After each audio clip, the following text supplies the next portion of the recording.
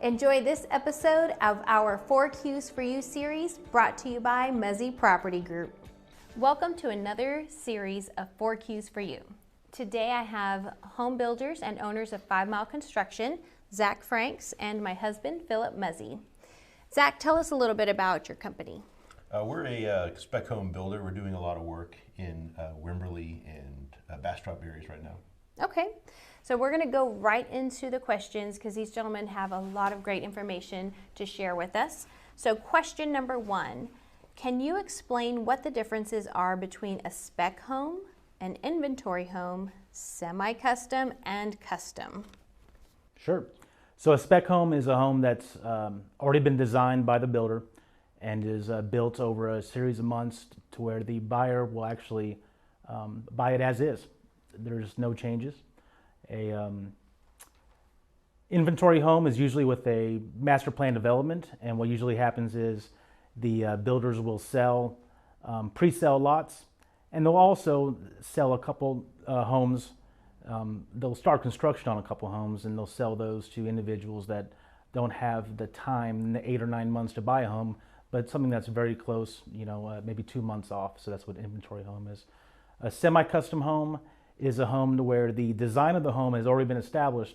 However, you still have the opportunity to maybe pick some selections. Could be cabinets or floors, things of that nature. And then you get into the custom home, which is a collaborative project, the buyer and the builder together, designing the home, coming up with the selections, and really making a home fit exactly what the buyer is looking for.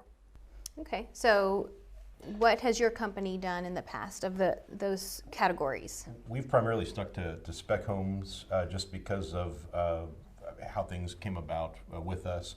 We're not opposed to doing custom homes or even semi-customs, but right now we're in the spec homes. But it is entirely just based on your situation and which direction you want to go in. And just to put a timestamp on today's interview, we're in 2022 in February, and I visited a bunch of new construction homes in communities, and that wait time for their build is about a year. And that's what you typically run into with more of the custom things, because you're looking for specific specific needs of the customer, and going out and looking for those things. And right now it's unpredictable on what will be available, what the lead times might be. All right. Question number 2, in your opinion, is it more cost effective to build your own custom home or buy a home that's being built by a builder? You want to take that? Well, I mean, that's just along with the last question. I mean, it really depends on what the buyer's tastes are. Now you run into problems this time of with the things that are going on. We, as a spec home builder, try to keep things simple.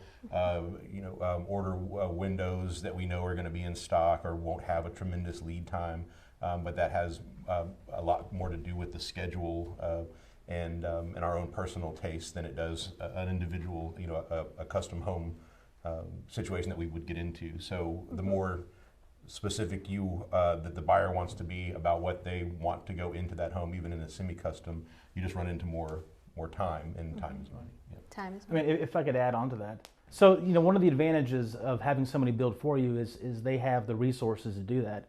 They have relationships with subcontractors, which really brings the price point down, and they've learned the lessons the hard way, so you don't have to. That's definitely an advantage. Not to say you can't do it yourself, but do you have the time to do it? Are you willing to go through the trials and tribulations, the hiccups, the subcontractors maybe not doing a good job? You have to hire new subcontractors. So it's a real advantage to do that. However, there are some folks out there that are in the business that are maybe they have a trade and they have the resources and friends around them to make it happen.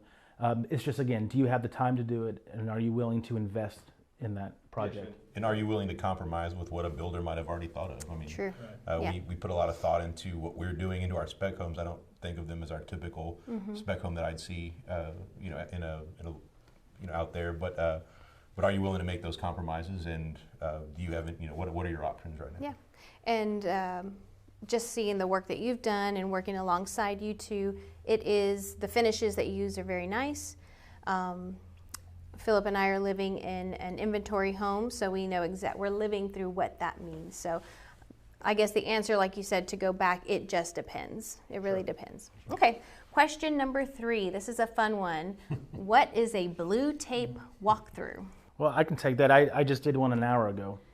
So a blue tape walkthrough is merely when the buyer and the builder or the builder's representative, they get together and they walk the exterior, interior of the house, and they want to identify anything that is missing, any touch-ups that need to happen. Is there anything broken? And what you do is traditionally you get a blue roll of painter's tape, hence the word blue tape walkthrough, and you stick the pieces of tape on those items to identify those.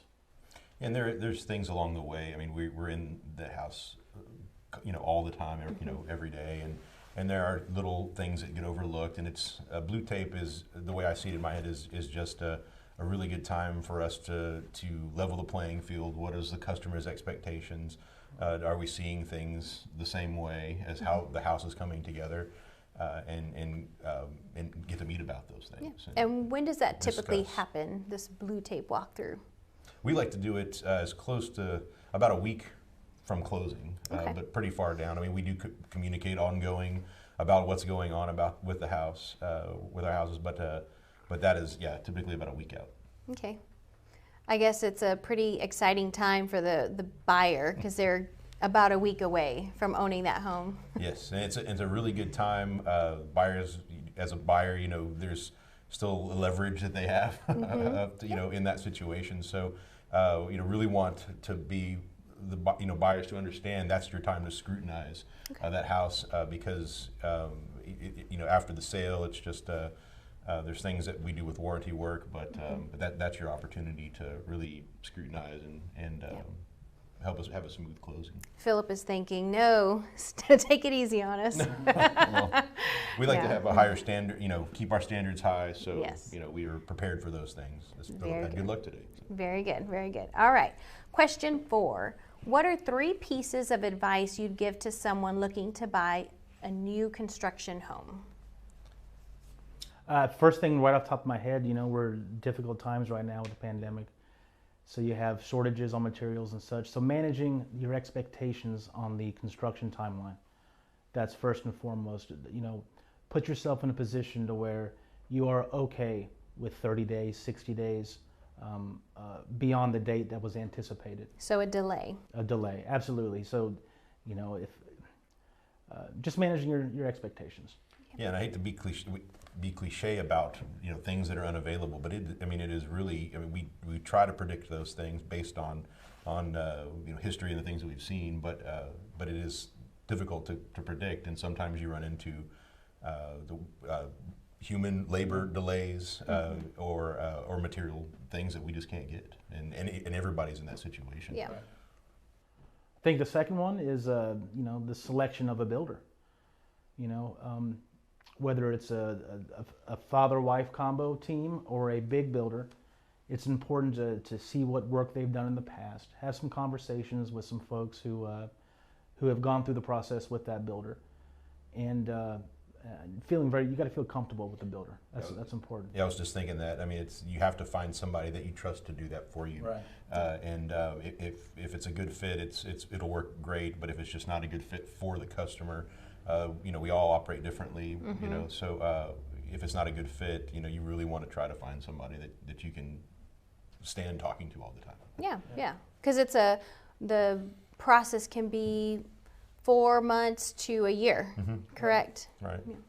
Yeah, and I think the third is having somebody help with the navigation of the process. And it really is important to have a real estate agent that can field questions, can listen to the questions, and can navigate the waters of builder to buyer to reduce anxiety, to make sure that there's a seamless transition during this building process. And that's very important.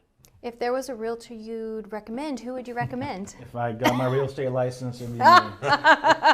You're supposed to say your wife. No. Anything else? We're done with our 4 questions, but anything you'd like to leave our audience with about 5 Mile construction or home building process? You know, we really try to be, try to put a lot of thought. I mean, our company, this isn't the first thing we've ever done. So we are consumers as well as builders. So, you know, we put a lot of thought, and we think that's important. Put a lot of thought into what we're doing out there. We try to navigate any, you know, problems that come up to where there's, you know, win-win situations for us and the buyer. You know, I think we put a lot of quality into our houses. You know, we specialize, you know, around 2,000, you know, 1,700, 2,000 square feet, and I think we put a lot of value in that. So I think customers really see that when they walk into our houses. Nice. All right, that's it for today's 4 Qs for you. We'll see you next time. Thank you, gentlemen. Thank you. Thank you.